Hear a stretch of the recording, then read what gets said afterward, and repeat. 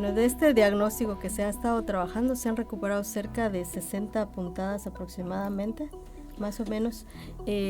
digo, solamente en 12 municipios, ¿no? Entonces, existen mucho más que quizá no se hayan documentado o que quizá ya se hayan perdido,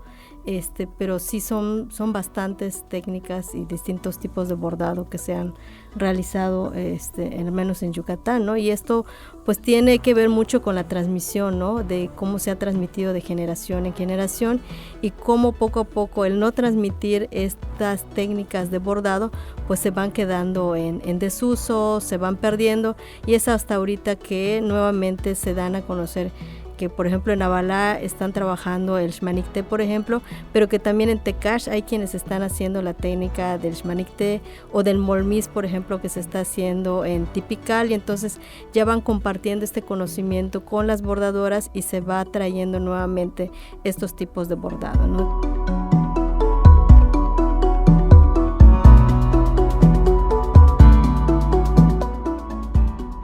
Renacimiento Maya, Gobierno del Estado 2024-2030.